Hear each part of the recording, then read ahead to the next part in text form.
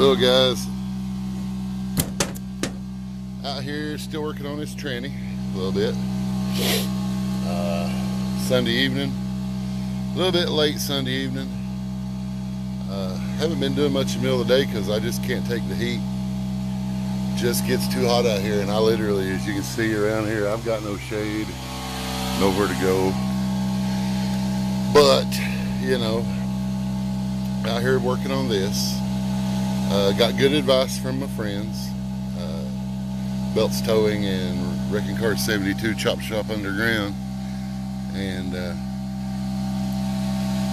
just so you know, John, Chop Shop, I do have a front seal for this that I will put in before it goes back in the truck. Bought one for it a long time ago, actually. The second gear servo, I went ahead and put the pan back on, buttoned it all up nice, and I pulled the second gear servo out, and I started working on it before I thought about videoing, so I'm sorry about that. So here's what we got. This was actually filthier than the pan was, which stinks. The rubber is not stone, thank goodness. You can tell it's not new, but it does move good. And when installed in the casing, it pulls friction or pulls suction. But you can see in there what I've got. Grime, maybe some clutch disc. You can see that. That's a bit concerning for me. Does that mean I'm not going to try to run it? Probably not. I'm probably going to try anyway, because the pan was so clean, and this just may be a sign that its life won't be a real long one, which is okay.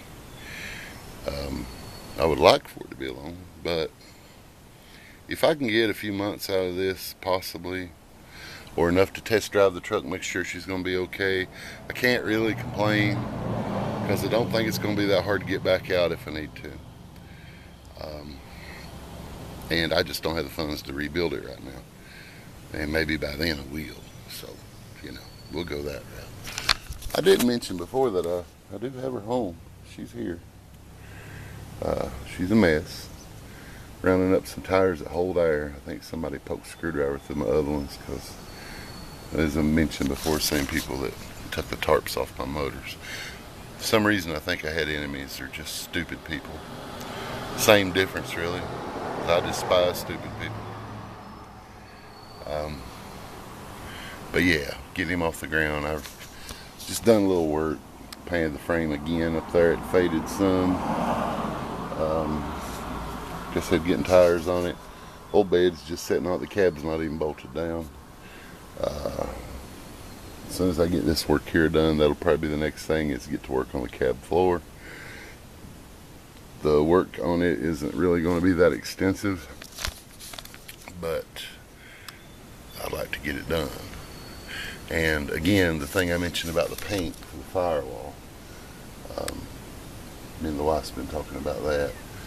I want a sort of a medium blue metallic. I'd like to paint that, take the doors off, paint the firewall, paint the inside of the truck. I'm not going to paint the outside at all. I just want all that looking really spiffy, and get a good coat of something to protect it.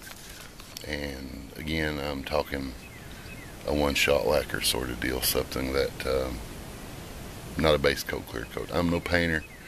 I just want something that's really simple, really easy. This is areas that is going to see minimal weather, and like inside the wheel wells and stuff, if that gets, you know, crapped up later, it can always get brushed with some thick Rust-Oleum or something. I don't matter. But inside I want to two-tone it blue and white. I thought about leaving the original paint because it's not that bad, but it's had a door put on it, and one door don't really match, and the inside's going to be, you know, eventually going to be finished out, although the outside isn't. So I believe I'll go ahead and do that while the thing is apart. And just before I do that, I'll go ahead and order window seals, and they need replaced, front and back.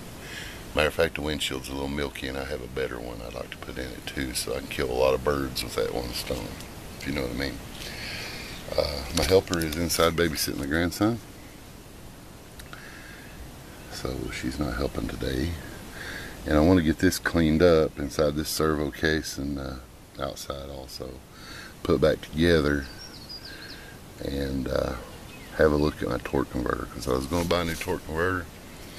And the reason being is I messed up one of the nuts when I took it out, because the engine it was bolted to had got reined in and locked up.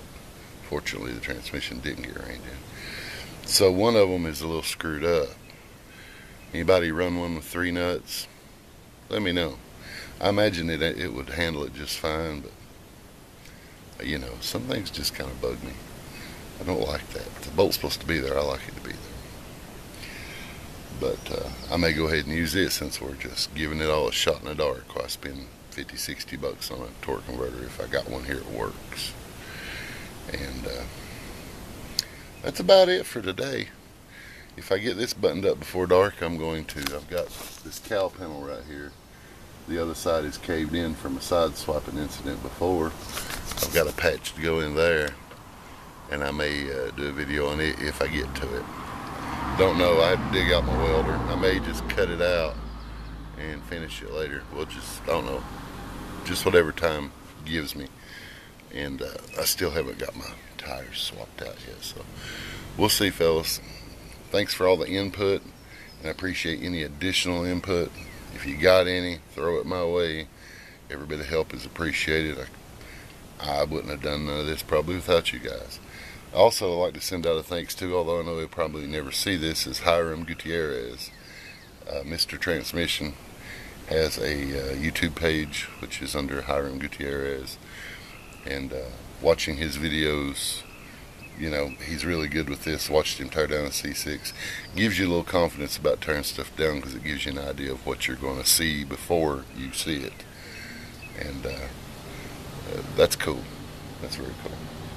Alright guys, thanks. Have a good weekend. And we'll talk at you soon.